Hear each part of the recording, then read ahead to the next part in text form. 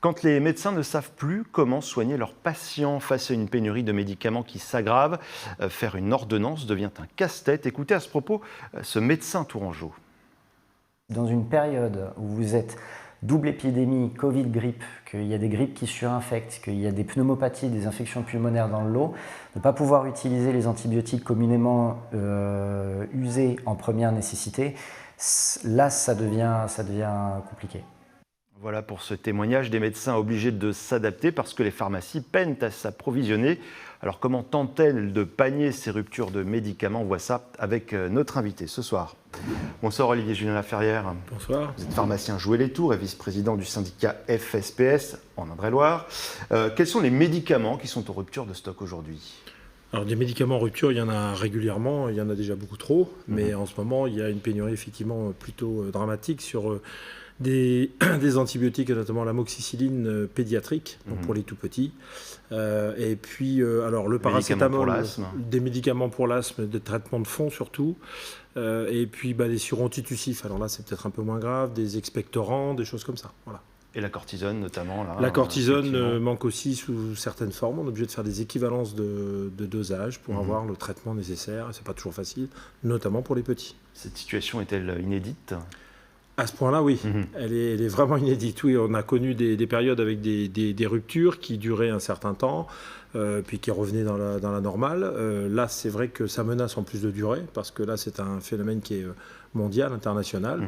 Au niveau européen, on n'a pas encore, c'est en projet d'avoir des mutualisations des stocks de façon à pouvoir s'échanger tout ça pour pouvoir faire face. Mais oui, ça va être compliqué, c'est complètement inédit, oui. Avec une spécificité française Alors la France, je pense, a organisé un petit peu, oui, parce qu'en fait, bon, c'est vrai que cette grande pandémie qu'on a eue n'a évidemment rien arrangé, dans deux sens. D'abord parce qu'elle est là et qu'elle a pu déclencher des surinfections, comme le disait le médecin dans votre reportage. Et puis aussi parce que nous allons avoir... je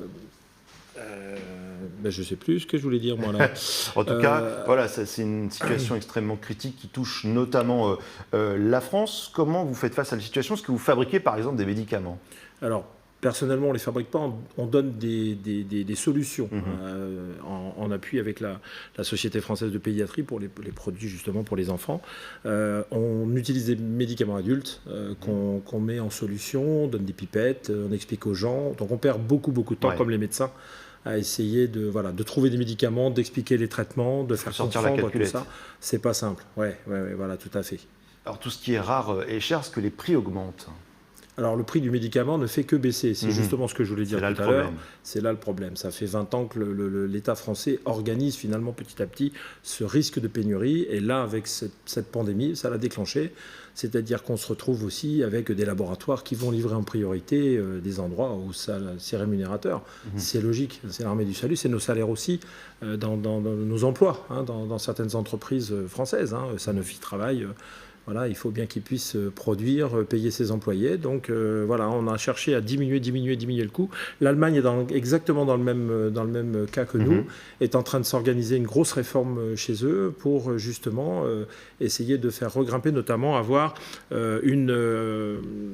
faire venir des médicaments de l'étranger, notamment la Chine, l'Inde, l'Israël, et puis d'un pays européen, de façon à avoir au moins à hauteur de 20 ou 30% un approvisionnement qui permettrait de pouvoir faire face. D'assurer l'approvisionnement. Quels conseils vous donneriez aux personnes qui nous regardent, qui voudraient s'approvisionner en paracétamol, il y en a, mais en tout cas dans d'autres médicaments? Alors je pense que je n'ai pas spécialement de conseils parce que je ne vois pas ce que je pourrais dire. La seule chose, c'est que faire confiance effectivement aux soignants et notamment aux pharmaciens qui trouvent des solutions dès qu'ils le peuvent. Et puis nous sommes aussi mutualisés, c'est-à-dire qu'on est capable de savoir à quel endroit un pharmacien a pu avoir quelques boîtes, parce qu'en fait la répartition pharmaceutique, c'est elle qui est approvisionnée maintenant par les laboratoires. On ne peut plus acheter en direct.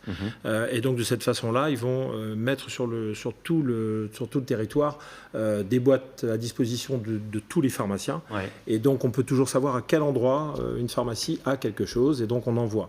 Mais le problème, c'est qu'effectivement, quand une maman s'en va, qu'est-ce qu'elle va faire ? Ça va être des hospitalisations, donc encombrement des urgences. Enfin, on continue sur le schéma habituel qui n'est pas bon. Ouais. Merci beaucoup, Olivier Julien Laferrière, pharmacien, jouer les tours, d'être venu ce soir sur notre plateau.